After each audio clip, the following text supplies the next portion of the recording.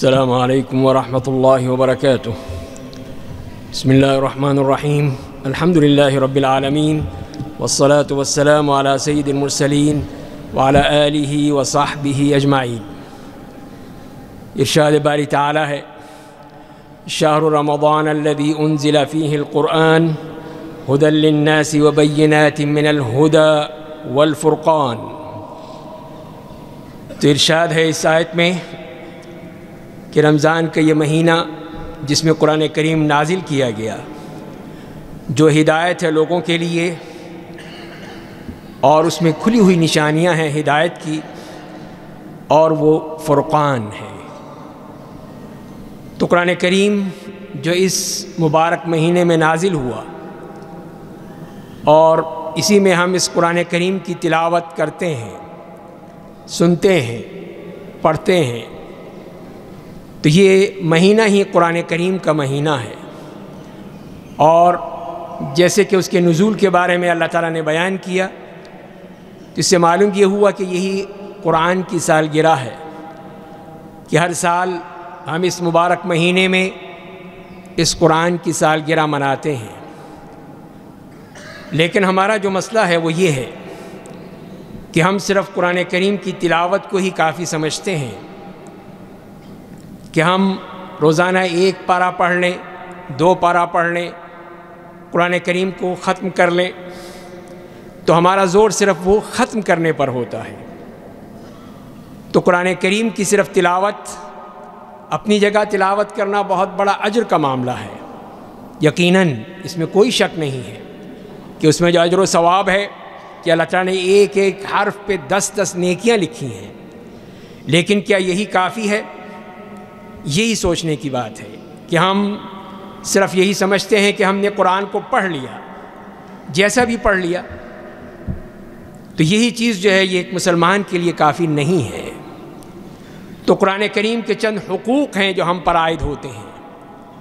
اگر ہم قرآن کریم کا حق ادا کرنا چاہتے ہیں تو پھر ہمیں ان حقوق کو سمجھنا ہوگا، ان حقوق کا خیال رکھنا ہوگا۔ تو پہلا حق تو وہی ہے جو تلاوت قرآن ہے، جیسے میں نے عرض کیا کہ قرآن کریم نے بھی یہی حکم دیا نبی کریم صلی اللہ علیہ وسلم کو کہ وَرَتِّلِ الْقُرْآنَ تَرْتِيلًا۔ تو یہی ترتیل، تلاوت اچھے انداز میں، صحیح طریقے سے، تجوید کے ساتھ پڑھنا، یہی اصل مطلوب ہے کہ ہم قرآن کریم کا اس طرح یہ حق ادا کریں جو قرآن کریم کو پڑھنے کا ہے۔ اور اس میں بھی بہت ہی افسوسناک بات ہے کہ ایسے لوگ بھی ہیں جو مسلمان ہیں لیکن قرآن کریم نہیں پڑھ سکتے، قرآن کریم کو پڑھنے کی ان کو فرصت ہی نہیں ہے۔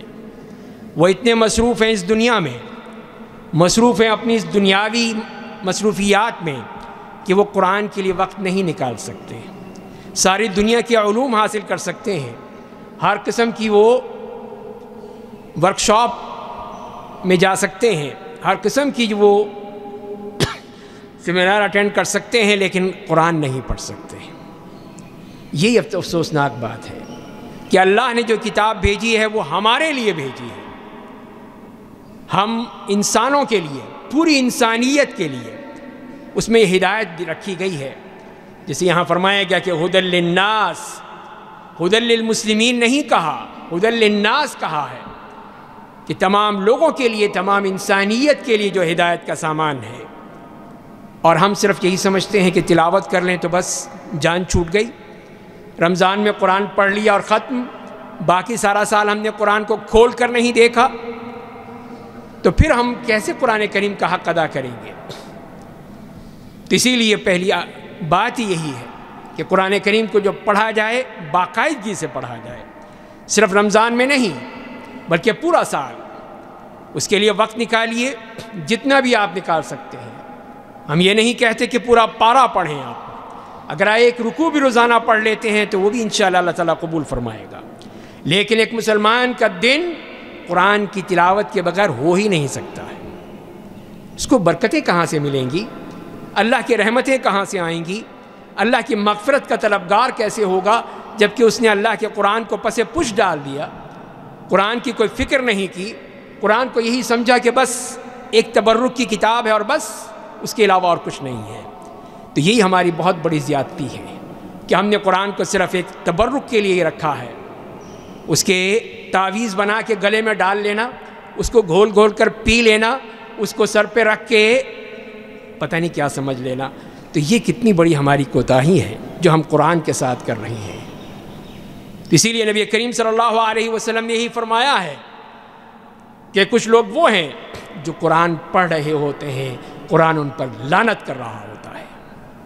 کیا ہم ان میں سے ہیں کہ ہم نے قرآن پڑھا لیکن کچھ نہیں، کچھ سمجھا ہی نہیں ہے؟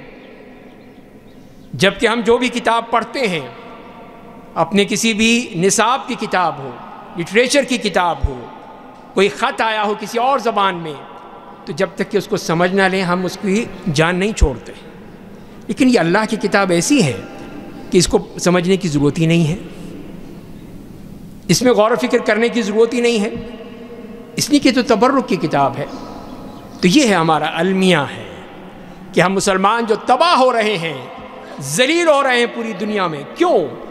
وہ اسی لیے کہ جب ہم نے اللہ کی کتاب کو چھوڑ دیا، جس کے ذریعے سے ہمیں عزت ملنی تھی، جس کے ذریعے سے ہمیں طاقت ملنی تھی، جس کے ذریعے سے ہمیں بلندیاں ملنی تھیں، جس کے ذریعے سے وہ صحابہ کرام جو اس وقت کے سپر پاور بن چکے تھے، قرآن کو لے کر نکلے تھے. ان کے ایک ہاتھ میں اگر تلوار تھی تو دوسرے ہاتھ میں قرآن تھا، قرآن لے کر وہ پوری دنیا پر چھا گئے. اور آج جو ہم ذلیل ہو رہے ہیں اسی لیے کہ ہم قرآن پڑھنے کے سوچتے ہی نہیں ہیں، سوچتے ہیں تو صرف ختم کرنے کے لیے. یہ ختم کرنا ہی ہماری اصل علت بن چکا ہے. دوسری بات یہ ہے کہ قرآن کریم کو اپنے سینے میں محفوظ کرنا، حفظ کرنا. یہ میں نہیں کہہ رہا کہ آپ سب قرآن کے حافظ بن جائیں، وہ تو اللہ کی توفیق ہے، جس کو چاہے دے دے کہ وہ قرآن کا حافظ بن جائے، قرآن کا حفظ مکمل کر لے. لیکن اس کے ساتھ ساتھ ہر مسلمان کے سینے میں قرآن کا کچھ حصہ ہونا لازمی ہے. بل ہوا آیات بینات فی صدور الذین اوتوا العلم، کہ جن کو علم دیا گیا ان کے سینے میں یہ آیات ہوتی ہیں. تو ایک مسلمان وہ قرآن کے بغیر کیسے رہ سکتا ہے؟ اس کو نماز میں بھی قرآن پڑھنا ہے، اس نے تلاوت بھی کرنی ہے، اس کے پاس مصحف نہ بھی ہو تب بھی وہ زبانی قرآن پڑھ سکتا ہے. لیکن ہم نے یہ نہیں سوچا ہے. ہم صرف وہ چند آیات ہی حفظ کی ہوئی ہیں، وہی ہم نے رٹی ہوئی ہیں، وہی ہم نمازوں میں پڑھ کے سمجھتے ہیں کہ ہم نے اللہ پہ بہت بڑا احسان کر دیا ہے کہ ہم نے قرآن حفظ کر لیا ہے. تو اسی لیے پھر ہمیں حفظ کی تاکید کی گئی. تو یہی دیکھ لیجئے کہ نبی کریم صلی اللہ علیہ وسلم نے سورہ کہف کے بارے میں کیا فرمایا کہ جس نے بھی سورہ کہف کی 10 آیات یاد کر لیں وہ دجال کے فتنے سے بچ جائے گا. تو حفظ کرنے کا کہا گیا. اسی طرح وہ کتنی ہی آیات ہیں، کتنی ہی چھوٹی چھوٹی صورتیں ہیں جو کہ ہم آسانی سے یاد کر سکتے ہیں، لیکن ہم اس کی بھی پرواہ نہیں کرتے ہیں. تو لہذا اگر جو یاد کر لے پھر اس کی ذمہ داری بن جاتی ہے کہ وہ قرآن کریم کی حفاظت کرے، جو اپنا حفظ ہے اس کی حفاظت کرے، اس کو پھر بھول نہ جائے بلکہ اس کو بار بار دہراتا رہے، پڑھتا رہے، یاد کرتا رہے، سناتا رہے، تو یقیناً اس کے سینے میں یہ قرآن محفوظ رہے گا. تو جیسے کہ نبی کریم صلی اللہ علیہ وسلم نے فرمایا ہے کہ قرآن کے حافظ کی مثال ان اونٹوں کی طرح ہے جو بندھے ہوئے ہیں، اور اگر وہ جو اس کی حفاظت کرتا ہے تو وہ اونٹ بھی محفوظ رہتے ہیں، اور جب اگر ان کو کھول دیتا ہے تو وہ اونٹ سب بھاگ جاتے ہیں. یہی معاملہ قرآن کریم کا ہے کہ جب ہم اس کو بار بار پڑھتے رہیں گے، یاد کرتے رہیں گے تو وہ قرآن محفوظ رہے گا، ہمارے سینے میں محفوظ رہے گا. لیکن جب ہم اس کو چھوڑ دیں گے، پڑھنا چھوڑ دیں گے، دہرانا چھوڑ دیں گے تو وہی قرآن ہم سے نکل جائے گا، جیسے کہ رسول اللہ صلی اللہ علیہ وسلم نے فرمایا ہے. اور ایک حدیث میں اس طرح فرمایا کہ اگر حافظ قرآن اس کو دن رات تلاوت کرتا ہے تو اس کو یاد رکھے گا، اور جو بھی اس کو نہیں اس طرح کرے گا وہ بھول جائے گا. قرآن کریم اس سے بالکل ہی نکل جائے گا، یاد نہیں رہے گا. اسی لیے آپ نے یہ بھی فرمایا کہ اس قرآن کی حفاظت کرو. تم نے جو کچھ بھی یاد کیا ہے اس کو محفوظ رکھو، اور اس ذات کی قسم جس کے قبضے میں محمد صلی اللہ علیہ وسلم کی جان ہے، تو آپ فرماتے ہیں کہ لَهُ أَشَدُّ تَفَلُّتًا مِنَ الْإِبِلِ فِي عُقُولِهَا، کہ وہ جس طرح اونٹ کتنی تیزی سے بھاگتا ہے، قرآن اس سے زیادہ جو ہے وہ انسان سے بھاگ جاتا ہے، نکل جاتا ہے اس کے سینے سے، اس کو یاد نہیں رہتا، اس لیے کہ اس نے دہرایا نہیں، پڑھا نہیں، یاد نہیں کیا، جو یاد کیا تھا وہ یاد نہیں رکھا، تو پھر اس کے لیے کیسے وہ قرآن کریم کی آیات اس کے سینے میں محفوظ رکھیں گی؟ تو لہذا پھر ایک مسلمان کے لیے یہ لازمی امر ہے کہ وہ اس مہینے میں خاص طور پہ قرآن کریم کی اپنے سینے میں محفوظ کرنے کی کوشش کرے، اس کو یاد رکھنے کی کوشش کرے، جہاں وہ تلاوت کرتا ہے وہاں پہ اس کے ساتھ ساتھ روزانہ اگر آپ چند آیات یاد کر لیں تو آپ یقیناً اس رمضان میں اچھی خاصی آیات آپ یاد کر سکتے ہیں۔ تو یہی چیز انسان کو پھر صاحب قرآن بنا دیتی ہے، جو نبی کریم صلی اللہ علیہ وسلم نے جس کا ذکر کیا کہ وہ صاحب قرآن ہے، حافظ قرآن ہے۔ اور پھر ایک بات یہ بھی یاد رکھیے کہ ہم اپنے بچوں کو حفظ کراتے ہیں، بہت اچھی بات ہے کہ ہمارے بچے یہ قرآن کریم اپنے بچپن میں ہی یاد کر لیں اور اس کو دہراتے رہیں، تو یہی قرآن ان کے سینے میں محفوظ رہے گا، اور ان کے لیے کتنا اونچا مقام دے دیا گیا ہے اللہ تعالیٰ نے کہ وہی حافظ قرآن جب وہاں پہنچے گا اللہ کے ہاں تو اللہ تعالیٰ کہیں گے رتل کما کنت ترتل فی الدنیا، تم بھی اسی طرح قرآن پڑھو جیسے کہ تم دنیا میں پڑھا کرتے تھے۔ تو صرف پڑھنے کے لیے نہیں کہا گیا، بلکہ یہ اس کے لیے انعام بھی کہہ دیا کہ تمہارا انعام وہاں ملے گا، وہ آخری آیت جو تم پڑھو گے وہی تمہارا انعام ہوگا، وہی تمہارا مقام ہوگا جنت میں، تم درجات پہ بلند ہوتے چلے جاؤ گے، پڑھتے چلے جاؤ، چڑھتے چلے جاؤ، جنت میں آخری مقام وہی ہوگا جہاں تم آخری آیت پڑھو گے۔ تو یہ حافظ قرآن کا معاملہ۔ لیکن اس کے ساتھ ساتھ یاد رکھیے کہ جو یہ کہا گیا کہ اس کو وہ اس کے والدین کو ایک تاج پہنایا جائے گا جس کو تاج الوقار کہا گیا ہے، عزت کا تاج، احترام اور اکرام کا تاج، تو وہ کس صورت میں ہے؟ وہ حفظ کے ساتھ ساتھ عمل کی صورت میں ہے۔ پڑھ لیجئے وہ احادیث جس میں نبی کریم صلی اللہ علیہ وسلم نے یہی فرمایا ہے کہ جس نے بھی قرآن کو یاد کیا اس پر عمل کیا تو اس کو پھر اس کے والدین کو وہ تاج پہنایا جائے گا، وہ جس کی روشنی وہ سورج اور چاند کی روشنی کو بھی مات کر دے گی، وہ ایسا خوبصورت اور ایسا روشن تاج اس کو جو پہنایا جائے گا وہ حافظ قرآن کے لیے ہے۔ لیکن میرے بھائیوں، کیا یہی کافی ہے؟ یہی ہم نے سوچنا ہے کہ ہم نے قرآن تو یاد کرا دیا، کتنے ہی بچے جو اس میں حفظ کرتے ہیں، آگے بڑھتے چلے جاتے ہیں، بعد میں سناتے بھی ہیں، اپنی دوسری تعلیم بھی حاصل کرتے ہیں، لیکن کیا قرآن کی تعلیم حاصل کی؟ کیا قرآن کو سمجھنے کی کوشش کی؟ کیا قرآن میں جو لکھا ہے اس کے بارے میں سوچا؟ نہیں، اس لیے کہ ہم سمجھتے ہیں کہ بس حفظ کرنا ہی کافی ہے۔ تو یہی تو ہماری غلطی ہے، یہی تو ہمارا افسوسناک امر ہے کہ ہم نے اس بات کا خیال نہیں رکھا کہ ہم نے اس قرآن کو سمجھنا بھی ہے۔ یہ قرآن ہمارے لیے آیا ہے، ہماری اس دنیا کو بنانے کے لیے، ہمیں آخرت تک پہنچانے کے لیے آیا ہے، لیکن ہم یہی سمجھتے ہیں کہ اس کو بس تبرک کے لیے رکھ لو۔ اس کے بعد تیسری چیز یہ ہے کہ تدبر آیات، قرآن کریم میں تدبر، غور و فکر، اس کے لیے قرآن بار بار تاکید کی ہے۔ فرمائیں کیا فلا يتدبرون القرآن ام على قلوب اقفالها، یہ قرآن کریم میں غور و فکر کیوں نہیں کرتے؟ کیا ان کے دلوں پہ تالے پڑ گئے ہیں، دل بند ہو گئے ہیں، ان میں کوئی چیز جا نہیں سکتی ہے؟ تو یہ اسی لیے کہ ہم نے اس کو صرف تلاوت کے لیے ہی سمجھا ہے۔ تدبر، غور و فکر، اس کا صحیح معنی میں مفہوم سمجھنا، اس کی ہم کوشش نہیں کرتے، یہی سمجھتے ہیں کہ بس جو ہم نے کر لیا وہی کافی ہے، جبکہ یہ جو کتاب ھذا کتاب مبارک انزلناہ لیدبروا آیاتہ، تو اصل تو مقصد ہی یہی تھا کہ اس قرآن کی آیات میں غور و فکر کیا جائے، تدبر کیا جائے۔ تو جب تدبر ہوگا تبھی تو سمجھ میں آئے گا کہ اللہ تعالیٰ نے ہمیں یہ کتاب کیوں دی ہے، کیوں ہمیں بھیجی ہے، تبھی ہمیں سمجھ میں آئے گا۔ اگر ہم اس میں تدبر نہیں کریں گے، غور و فکر نہیں کریں گے، صرف تبرک ہی سمجھیں گے، تو پھر وہ ہمارے کسی کام کے نہیں آئے گی۔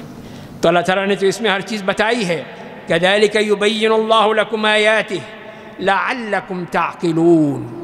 اللہ تعالیٰ اس طرح آیات تمہارے لیے بیان کرتے ہیں تاکہ تم اس کو سمجھ سکو۔ تو سمجھ کب ہوگی؟ جب ہم ان کو سمجھنے کی کوشش کریں گے۔ جب ہم صرف پڑھتے ہی رہیں گے، تلاوت ہی کرتے رہیں گے، سمجھیں گے نہیں، غور و فکر نہیں کریں گے، تو یہی قرآن ہم پر لعنت بھیجے گا کہ یہ لوگ میرے ساتھ کیا ظلم کر رہے ہیں۔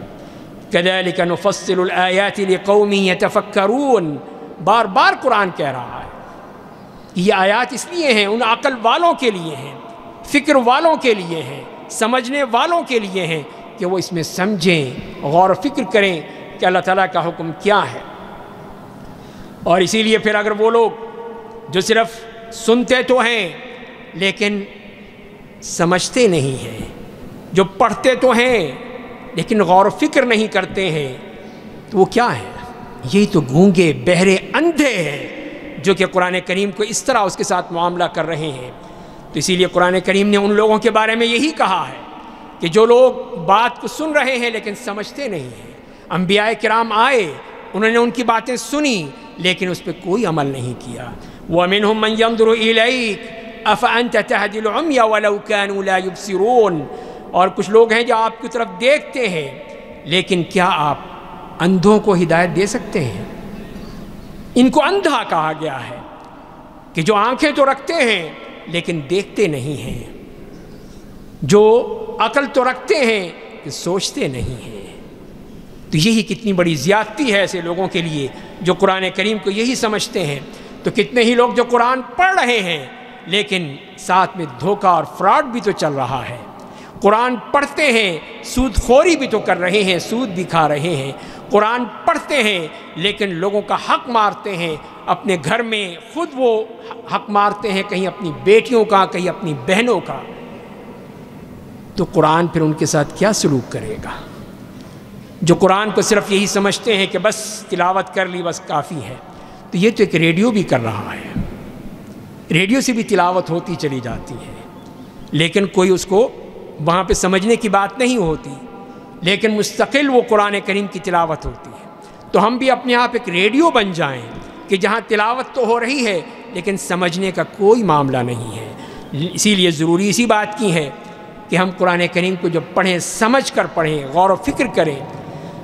تو ارشاد باری تعالیٰ ہے سأصرف عن آیاتی الذین یتکبرون فی الارض بغیر الحق۔ تو جیسے کہ سفیان ابن عیینہ کہتے ہیں کہ میں ان کے دلوں سے قرآن کو نکال دوں گا جو میری آیات کے سامنے تکبر کرتے ہیں۔ یہ تکبر کیا ہے؟ کہ قرآن سنا، پڑھا لیکن عمل نہیں کرنا، اس لیے کہ عمل کے لیے ہے ہی نہیں ہے، یہ تو صرف تلاوت کے لیے ہے۔ تو اسی لیے اللہ تعالیٰ نے صاف کہہ دیا ہے سأصرف عن آیاتی الذین یتکبرون فی الارض بغیر الحق، کہ جو بغیر کسی حق کے زمین پہ تکبر کرتے ہیں میں ان سے اپنی آیات کو پھیر دوں گا، وہ کچھ نہیں سمجھ سکیں گے۔ چوتھی بات یہ ہے کہ قرآن کریم کی تعلیم، تعلم، سیکھنا وہ چیز بھی ایک اہم چیز ہے۔ تو الحمدللہ ہمارے اس ملک میں کتنے ہی لوگ جو قرآن کریم پڑھتے ہیں، پڑھاتے ہیں، لوگوں کو حفظ کراتے ہیں۔ تو یہی قرائے کرام، یہی وہ روشن ستارے ہیں اس زمین پر جو قرآن کریم کی خدمت کرتے ہیں، قرآن کریم کو بچوں کو سکھاتے ہیں، سارا دن بیٹھے رہتے ہیں اور قرآن کریم کی تعلیم دیتے ہیں۔ تو یہی چیز، یہ تعلم اور تعلیم، ان کے بارے میں نبی کریم صلی اللہ علیہ وسلم نے یہی فرمایا ہے کہ خیرکم من تعلم القرآن وعلمہ، کہ تم میں سے بہترین لوگ وہ ہیں جو قرآن کریم کو سیکھتے بھی ہیں، سکھاتے بھی ہیں، پڑھتے بھی ہیں، پڑھاتے بھی ہیں۔ وہ لوگ بہترین لوگ ہیں، انہی کے بارے میں پھر اللہ تعالیٰ نے یہ چیز فرما دی کہ یہی لوگ ہیں۔ اب اسی لیے نبی کریم صلی اللہ علیہ وسلم نے ہجرت میں، اپنے ہجرت سے پہلے 2 صحابہ کرام کو بھیجا مدینے۔ کس لیے بھیجا؟ کیا آپ کے لیے وہ پروٹوکول کا انتظام کریں؟ نہیں، وہ اس لیے کہ لوگوں کو قرآن سکھائیں، قرآن کی تعلیم دیں۔ اور اسی لیے کہتے ہیں، جیسے کہ براء ابن عازب رضی اللہ تعالیٰ عنہ فرماتے ہیں کہ سب سے پہلے جو ہمارے پاس آئے تھے مصعب ابن عمیر و ابن ام مکتوم، 2 صحابہ آئے تھے جو کہ لوگوں کو قرآن پڑھاتے تھے، قرآن کی تعلیم دیتے تھے۔ تو یہ تو صحابہ کرام کا عمل ہے، اور نبی کریم صلی اللہ علیہ وسلم نے سب سے پہلے یہ انتظام فرمایا۔ معاذ ابن جبل رضی اللہ تعالیٰ عنہ کو یمن بھیجا، جہاں وہ اسی تعلیم کے لیے قرآن کی تعلیم بھی دیں گے، ان کو سکھائیں گے بھی، ان پر قرآن کو نافذ بھی کریں گے۔ تو یہ ان کا کام تھا کہ وہ جائیں اور لوگوں کو قرآن کریم کی تعلیم دیں۔ اسی طرح نبی کریم صلی اللہ علیہ وسلم نے عامر ابن حزم الخزرجی انصاری رضی اللہ تعالیٰ عنہ کو مقرر کیا تھا کہ وہ نجران جائیں اور وہاں پہ جا کر لوگوں کو قرآن سکھائیں۔ تو یہ نبی کریم صلی اللہ علیہ وسلم کا طریقہ تھا کہ آپ نے کتنے ہی صحابہ کرام کو بھیجا تھا کہ وہ جائیں، جا کے لوگوں کو بتائیں کہ یہ کتاب اللہ کی کتاب ہے، اس کو کس طرح تم نے پڑھنا ہے، کس طرح سمجھنا ہے، کس طرح غور و فکر کرنا ہے۔ اور ابو الدرداء رضی اللہ تعالیٰ عنہ جو کہ دمشق کے گورنر تھے، گورنر ہوتے ہوئے بھی وہ بھی مسجد میں آ کر انہوں نے 10 کے گروپ بنائے ہوئے تھے کہ اس میں لوگ بیٹھ کے قرآن کریم کو پڑھیں، یاد کریں، سمجھیں، اور ایک ان کا انچارج بنا دیا کہ وہ ان کی اس تلاوت کو سنے گا، جہاں پہ غلطی آئے گی تو ان کی تصحیح کرے گا، جہاں اس کو سمجھ میں نہیں آئے گا تو سیدنا ابو الدرداء رضی اللہ تعالیٰ عنہ سے پوچھے گا۔ تو ایک گورنر ہو کر بھی انہوں نے یہ انتظام فرمایا کہ لوگ قرآن کریم کو پڑھیں، سمجھیں اور اس کو یاد کرنے کی کوشش کریں۔ تو یہی چیز جو ہے یہ پھر ان کے جو کام آتی ہے تو اللہ تعالیٰ ان کو اسی میں ہی آسانی دیتے ہیں۔ اس کے بعد سب سے اہم چیز جو آتی ہے وہ قرآن کریم کی دعوت ہے۔ قرآن کریم کی دعوت کون دے گا؟ کیا اب کوئی نبی آئے گا؟ ظاہر ہم سب کا عقیدہ یہ ہے کہ نبی کریم صلی اللہ علیہ وسلم کے بعد کوئی نبی نہیں ہے، کوئی نہیں آئے گا۔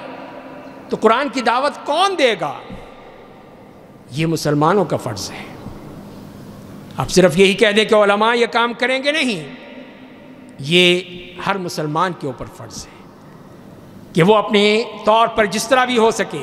اب آج کل کے دور میں تو یہ چیزیں اور آسان ہو گئیں کہ آپ کے پاس یہ سوشل میڈیا ہے، آپ کے پاس یہ نیٹ کی سہولت موجود ہے، اور اس کے علاوہ آپ کے پاس بے شمار ایسی سہولتیں ہیں جس کے ذریعے سے آپ اپنی بات جہاں چاہے دنیا میں پہنچا سکتے ہیں۔ تو قرآن کی دعوت دینا تو یہ ہماری ذمہ داری ہے کہ ہم اس کو پہنچائیں گے۔ اسی لیے فرمایا وَأَنزَلْنَا إِلَيْكَ الذِّكْرَ لِتُبَيِّنَ لِلنَّاسِ مَا نُزِّلَ إِلَيْهِمْ وَلَعَلَّهُمْ يَتَفَكَّرُونَ، اور ہم نے آپ پر یہ ذکر، یہ قرآن نازل کیا ہے تاکہ لوگوں کے لیے آپ بیان کریں جو ان کے اوپر نازل ہوا ہے، تاکہ وہ غور و فکر کر سکیں۔ تو یہ ہے اللہ تعالیٰ کا حکم کہ اس کو لوگوں تک پہنچانا ہے۔ تو یہ جب تک کہ ہم پہنچائیں گے نہیں، دعوت نہیں دیں گے، تو اللہ تعالیٰ کا یہ پیغام کیسے پہنچے گا؟ تو اس کو پیغام کو پہنچانا یہ ہر مسلمان کی ذمہ داری ہے، خاص طور پہ وہ لوگ جو علم رکھتے ہیں اس کو تو ان کا پہنچانا اور ان کے اوپر لازم ہو جاتا ہے۔ لیکن اگر نہیں پہنچائیں گے، ہم قرآن کو صرف تلاوت تک ہی رکھیں گے، آگے نہیں بڑھیں گے، تو پھر کیا ہوگا؟ تو یہ ہوگا میرے بھائیوں کہ اللہ کے سامنے ہم مجرم بن کے کھڑے ہوں گے، اور اس وقت نبی کریم صلی اللہ علیہ وسلم کہیں گے جیسے کہ قرآن نے بتایا ہے، وقال الرسول یا رب ان قوم اتخذوا هذا القرآن مہجورا، اور رسول نے کہا کہ اے میرے رب، میری امت نے قرآن کو چھوڑ دیا تھا۔ ذرا غور کر لیجئے، ذرا تصور کر لیجئے، اللہ کی عدالت ہوگی، دنیا کی کوئی عدالت نہیں، اللہ کی عدالت میں وہاں کھڑے ہو کر ہم مجرم، ہم کھڑے ہوں گے، رسول اللہ مدعی ہوں گے کہ اس قوم نے قرآن کو چھوڑ دیا تھا، ترک کر دیا تھا، یہ صرف ختم کرنے پہ ہی تلے ہوئے تھے بس۔ تو بتائیے ہم کیا جواب دیں گے؟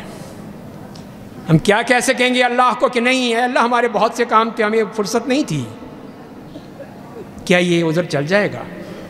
क्या अल्लाह मुझे पढ़ना ही नहीं आता था, मेरे माँ बाप ने पढ़ाया ही नहीं मुझे, वैसे मैं जाहिल का जाहिल ही रहा, तो ये उधर भी चल जाएगा?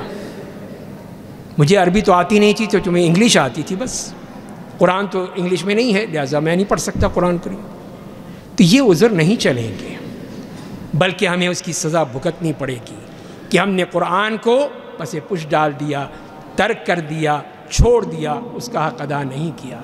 इसीलिए ज़रूरत इसी बात की है कि इस रमज़ान में हम तहैया कर लें कि हमने इस कुरान को पढ़ना भी है, समझना भी है, गौर फ़िक्र करना भी है, और उसको अपने इस मुल्क में नाफिज भी करना है। जब नाफिज करेंगे तभी बरकतें नाजिल होंगी, तभी अल्लाह की रहमतें नाजिल होंगी। तो जिस हम हालत में हैं वो हालत उसी वक्त ख़त्म होगी जब हम इस कुरान को अपने हाथ में लेकर पूरी दुनिया को बताएंगे कि ये हमारी किताब है। वो लोग जो कुरान करीम के साथ बुरा सलूक करते हैं, तौहीन करते हैं, उनको भी मालूम होगा कि इस कुरान के पीछे पूरी एक कौम है जो इसकी हिफाजत करना जानती है। लेकिन जब उन्हें पता है कि इनको ख़ुद को कुछ नहीं पता कुरान करीम का, तो हम जो चाहे कर लें, हमें कोई कुछ नहीं कह सकता। तो कुरान के मुहाफ़िज़ बनिए, अपने सीने में इसको हिफाजत कीजिए, और इसकी हिफाजत पूरी दुनिया में करना ये हम मुसलमानों का फ़र्ज़ है। अल्लाह ताला हमें इस बात की तौफ़ीक़ अता फ़रमाए। व आख़िरु दावाना अनिल हम्दुलिल्लाहि रब्बिल आलमीन। इन्नल हम्दलिल्लाहि नहमदुहु व नस्तईनुहु व नस्तगफिरुह व नऊज़ु बिल्लाहि मिन शुरूरि अनफुसिना व मिन सय्यिआति अअमालिना मन यहदिहिल्लाहु फला मुज़िल्ल लहु व मन युज़लिल्हु फला हादिय लहु व अशहदु अन ला इलाहा इल्लल्लाहु वहदहु ला शरीका लहु व अशहदु अन्न मुहम्मदन अब्दुहु व रसूलुहु। या अय्युहल्लज़ीना आमनु इत्तक़ुल्लाहा हक़्क़ तुक़ातिह वला तमूतुन्ना इल्ला व अंतुम मुस्लिमून।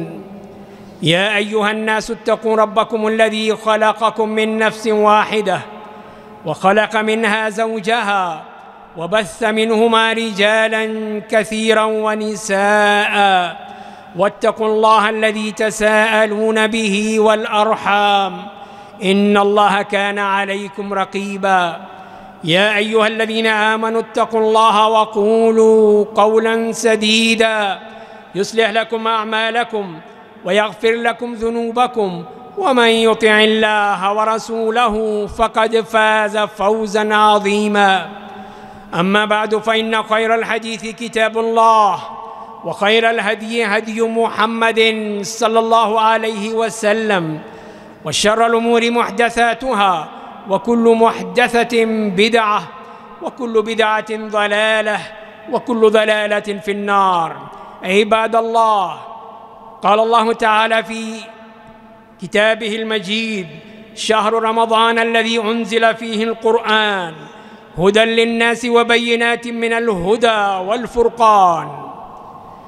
किताबुल्लाह नज़ल फ़ी शहरिल्लाहिल मुकर्रम फ़ी हाज़ा शहरिल मुबारक फ़कुल्लु मुस्लिमिन युहाविलु अन यतलुव फ़ीहिल क़ुरआनल करीम फ़हल हाज़िहि तिलावतु हियल काफ़िया शाफ़िया अम हुनाका हुक़ूक़ुन उख़रा यजिबु अला कुल्लि मुस्लिमिन अन यफ़अलहु लिकै युअद्दी हक़्क़ल्लाहि तआला फ़ी किताबिहि फ़इन्न हुक़ूक़ल क़ुरआन अलल मुस्लिमीन कसीरतुन व मुतनव्विअह व सयकूनुल हदीसु अला अन अहम्मि हाज़िहिल हुक़ूक़ फ़ल अव्वल हिफ़्ज़ुहु फ़िस्सुदूर फ़कमा क़ाल तआला बल हुव आयातुन बय्यिनातुन फ़ी सुदूरिल्लज़ीना ऊतुल इल्म व इन्न मन लम यहफ़ज़िल क़ुरआनल अज़ीम कामिलन फ़लयहफ़ज़ मा तयस्सर मिन्हु फ़क़द वज्जहना नबी सल्लल्लाहु अलैहि वसल्लम इला हिफ़्ज़ि आयातिन मुअय्यनह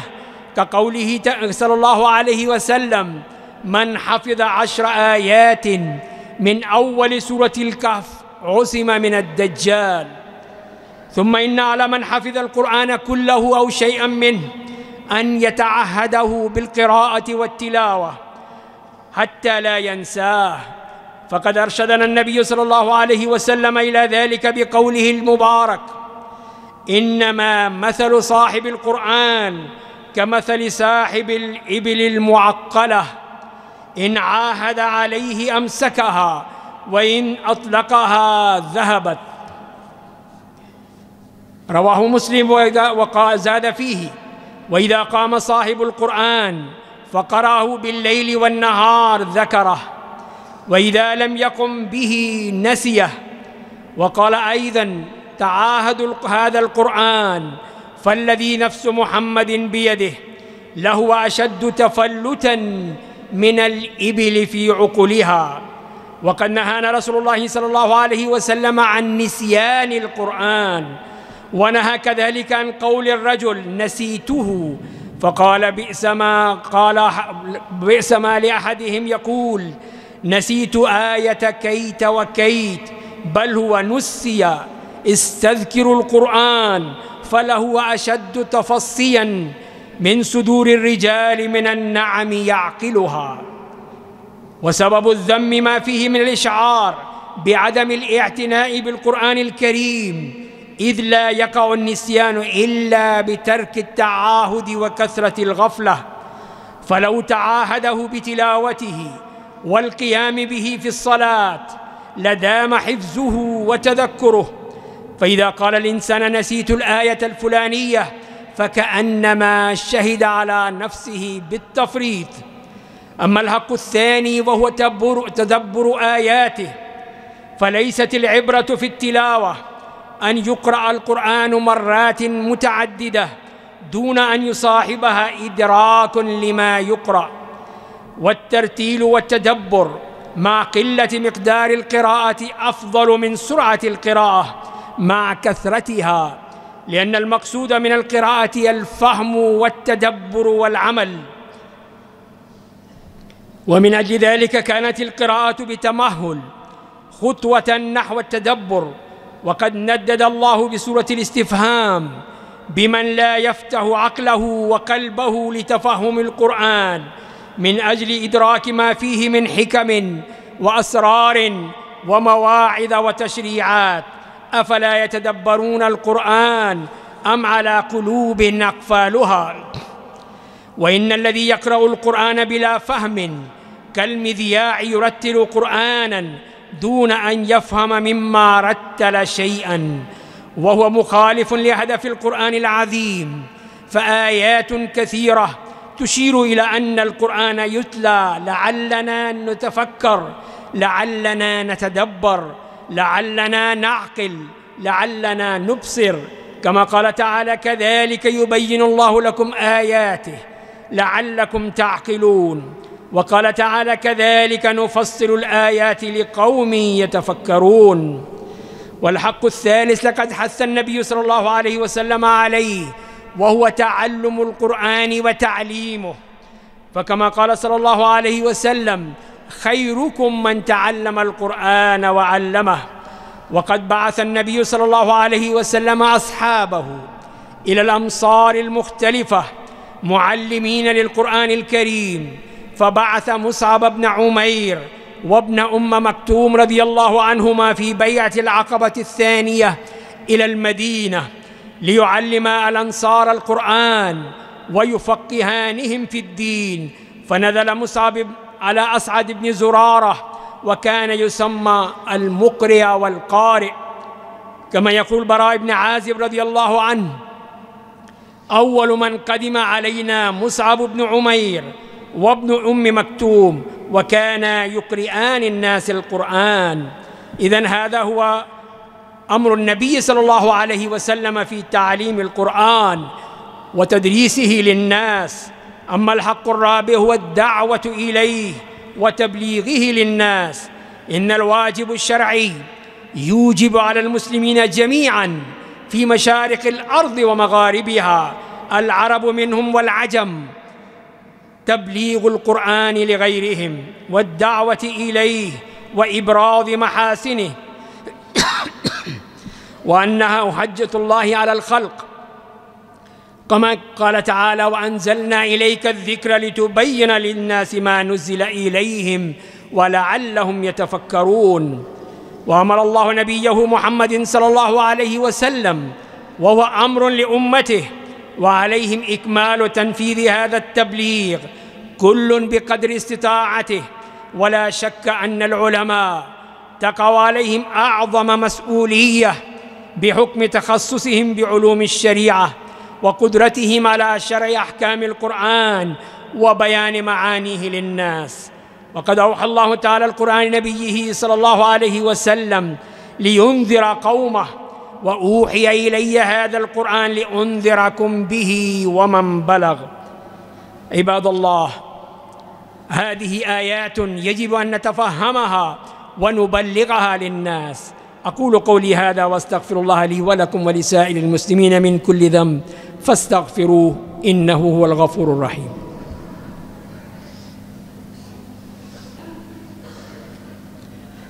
إن الحمد لله نحمده ونستغفره ونعوذ بالله من شرور أنفسنا ومن سيئات أعمالنا.